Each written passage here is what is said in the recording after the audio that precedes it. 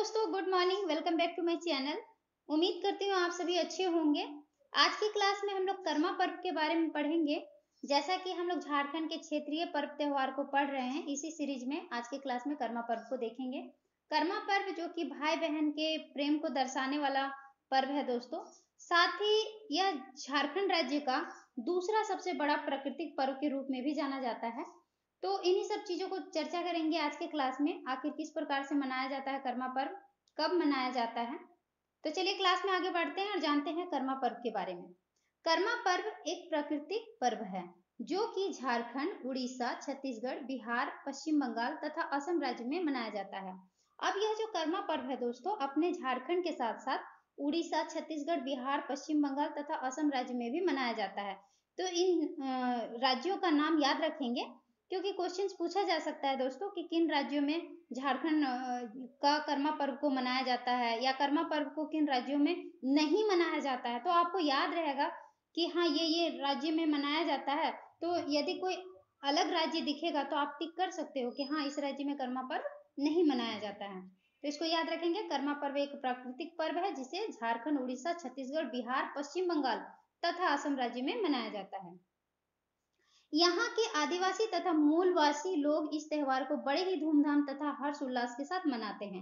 अब यह जो कर्मा पर्व है दोस्तों, इसे यहाँ के आदिवासी के द्वारा तो मनाया ही जाता है, साथ ही यहाँ के मूल निवासी अर्थात यहाँ के सदानों के द्वारा भी बड़े ही धूमधाम और हर्ष उल्लास के साथ मनाया जाता है। तो कर्मा पर्व सदानों और आदिवासियों दोनों ही समुदाय के द्वारा मनाए जाने वाला पर्व है।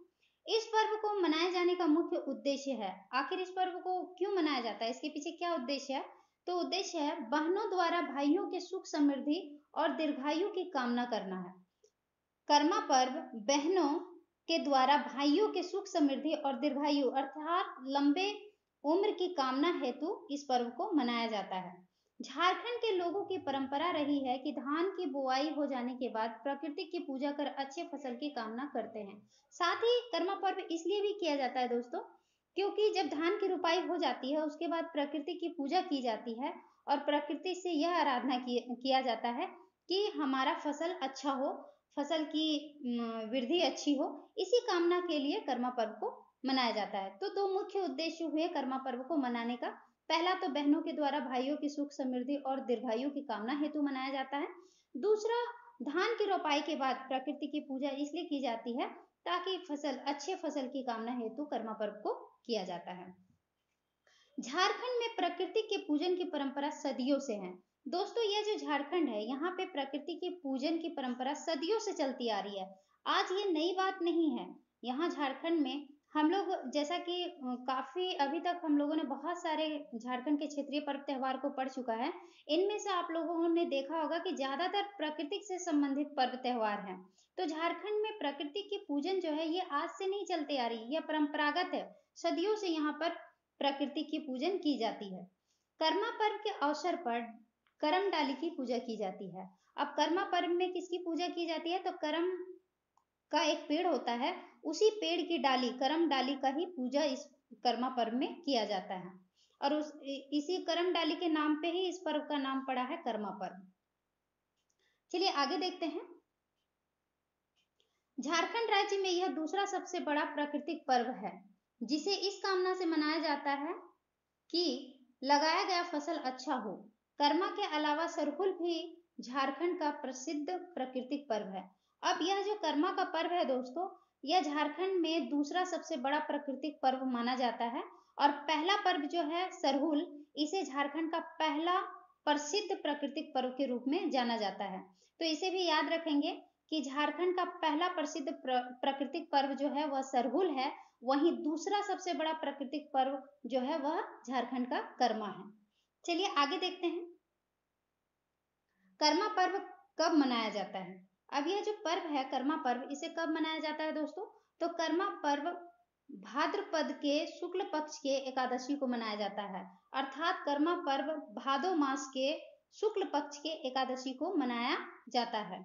यह पर्व बहनें अपने भाइयों के लिए मनाती है जो उनके पवित्र संबंध और अटूट प्रेम को दर्शाता है। तो कर्मा पर्व जो है, मैंने पहले भी बताया, मुख्य दो उद्देश्य है इसके। पहला तो बहनें अपने भाइयों के लिए करती हैं, बहनें अपने भाइयों के सुख समृद्धि और दीर्घायु की कामना हेतु करती हैं। और दूसरा, प्रकृति का यह पूजा है, इसमें अच्छी फसल की कामना हेतु भी इस पर्व को मनाया जाता है। ये है इस पर्व से जुड़ी कथा। आखिर इस पर्व को क्यों मनाया जाता है, तो इसके पीछे एक कथा है दोस्तों, एक कहानी है। आइए जानते हैं उस कहानी को, आखिर क्यों मनाया जाता है कर्मा पर्व को। तो प्राचीन कथाओं के अनुसार कर्मा धर्मा नाम के दो भाई थे। प्राचीन कथाओं के अनुसार दो भाई थे जिनका नाम कर्मा और धर्मा था। वह अपनी छोटी बहन को बहुत प्यार करते थे। उनकी एक बहन थी, छोटी थी, जिनसे दोनों भाई बहुत ही प्यार करते थे।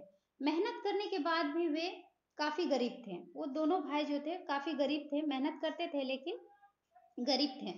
उनकी बहन भगवान की भक्ति, उनकी बहन जो थी काफी पूजा पाठ करती थी और कर्म पौधे की भी पूजा करती थी। एक बार जब दुश्मनों ने गांव पर हमला कर दिया तो दोनों भाइयों ने बहादुरी से लड़ते हुए अपनी बहन को बचाया। तब बहन ने खुश होकर कर्म पौधे की पूजा की और अपने भाइयों के लिए धन मांगा। इससे वे काफी अमीर हो गए। तब से ही कर्म पौधे की पूजा भाई बहन के द्वारा होते आ रही है।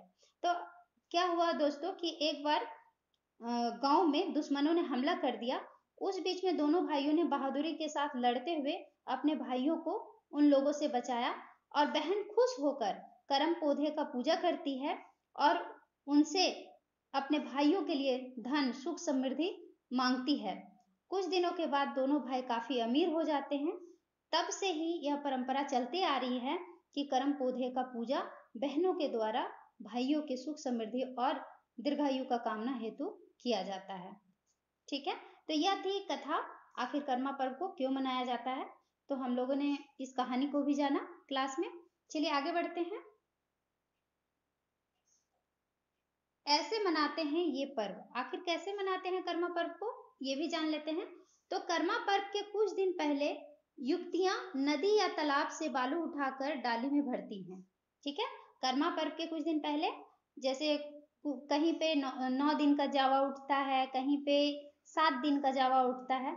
इस प्रकार 7 दिन पहले या 9 दिन पहले युवतियां क्या करती हैं, नदी या तालाब से बालू उठाकर डाली में भर के लाती है। जो बांस की डाली होती है ना, उसमें बालू उठाकर लाती है, जिसमें 7 प्रकार के अनाज बोते हैं, जैसे जौ, गेहूं, मकई, धान, चना, उड़द, कुर्थी आदि। तो इस प्रकार 7 अनाजों को बोया जाता है उस बांस की टोकरी में, डाली में। दूसरे दिन से ही युवतियां रोज उसकी पूजा करती है। उस डाली की रोज लड़कियों के द्वारा पूजा किया जाता है, अर्चना किया जाता है और हल्दी पानी से सींचती हैं और हल्दी पानी उसमें डालती हैं ताकि अच्छे से उस चना का, जो चना, गेहूं, मकई, धान, 7 प्रकार के जो अनाज उसमें बोए गए हैं वो अच्छे से उग जाएं। इसके बाद युवतियां विशेष गीत गाती हैं और नृत्य भी करती हैं। जो कर्मा नृत्य और कर्मा गीत, बहुत सारे गीत और नृत्य हैं, उसे युवतियों के द्वारा गाया जाता है। पूजा के दिन गांव के बुजुर्ग नाचते गाते हुए करम, जो एक प्रकार का पेड़ है, मैंने बताया, पेड़ की 3 डाली काटकर लाते हैं। इस डालियों को घर के आंगन में गाड़ते हैं। अब बुजुर्गों के द्वारा क्या किया जाता है कि करम डाली को 3 करम डाली काट कर लाया जाता है और आंगन में गाड़ दिया जाता है। बहनें सजी हुई थाली लेकर उसकी पूजा करती है। अब पूजा की थाली लेकर जाती हैं और उस करम डाली का पूजा करती हैं और अपने भाई के सुख समृद्धि की प्रार्थना करती हैं। इसी के बाद रात भर उत्सव होता है। अगले दिन करम डाली को नदी में विसर्जन कर दिया जाता है। तो यहाँ हम लोगों ने देखा कि आखिर कर्मा पर्व को किस प्रकार से मनाया जाता है। तो सबसे पहले तो 7 दिन या 9 दिन, कहीं 7 दिन का होता है, कहीं 9 दिन का होता है। बांस की टोकरी लड़कियां लेकर जाती हैं 7 दिन पहले या 9 दिन पहले और उसमें बालू उठा कर लाती हैं। 9 प्रकार के उसमें अनाज बोए जाते हैं और दूसरे दिन से उस डाली का पूजन किया जाता है, हल्दी और पानी से सींचा जाता है ताकि जो अनाज बोए गए हैं वो अच्छे से उभर कर बाहर आए। और उसका प्रतिदिन उसमें उस जो डाली है उसके इर्द गिर्द लोग नृत्य करते हैं, गीत गाते हैं, कर्मा गीत गाते हैं, कर्मा का नृत्य किया जाता है। और जिस दिन अंतिम होता है एकादशी, भादो महीना का शुक्ल पक्ष के एकादशी के दिन लड़कियां क्या करती हैं, उपवास रखती हैं और उपवास रख के करम डाली का पूजन करती हैं। और करम डाली का पूजन करने के बाद रात भर अखड़ा में भी किया जाता है और घर आंगन में भी इस पर्व त्योहार को मनाया जाता है। रात भर कर्मा का नृत्य और गीत गाया जाता है और पूजन करने के बाद दूसरे दिन सुबह एकादशी के दूसरे दिन सुबह द्वादशी के दिन करम डाली को नदियों में विसर्जन कर दिया जाता है। तो इस प्रकार से मनाया जाता है कर्मा पर्व को। चलिए, हम लोगों ने देख लिया किस प्रकार मनाया जाता है। यहाँ पे आप पिक्चर में भी देख सकते हैं किस तरीके से अनाज को बोया गया है बांस की डालियों में। ये देखिए नृत्य करते हुए। चलिए, अब जानते हैं कर्मा पर्व कितने प्रकार का होता है। तो कर्मा पर्व जो है 2 प्रकार से मनाया जाता है दोस्तों। अब यहाँ पे कर्मा पर्व को कितने प्रकार से मनाया जाता है? 2 प्रकार से। तो एक है राजकर्मा, दूसरा है देशकर्मा। कर्मा पर्व जो लोग घरों में मनाते हैं उसे राजकर्मा कहते हैं। जो लोग घर आंगन में कर्मा पर्व मनाते हैं उसे क्या कहा जाता है? राजकर्मा। जबकि अखड़ा में की जाने वाली कर्मा पूजा को देशकर्मा कहा जाता है। जो अखड़ा में सार्वजनिक रूप से मनाया जाता है दोस्तों, उसे देशकर्मा कहा जाता है, और जो घर आंगन में मनाया जाता है उस कर्मा को राजकर्मा कहा जाता है। यहाँ पे एक महत्वपूर्ण पॉइंट है जो कि काफी इंपॉर्टेंट है। कर्मा पर्व का संदेश क्या है? तो कर्मा पर्व का संदेश है कर्म ही जीवन है। यह क्वेश्चन पूछा जा सकता है कि कर्मा पर्व का संदेश क्या है। तो कर्म ही जीवन है, इस पर्व का यही संदेश है।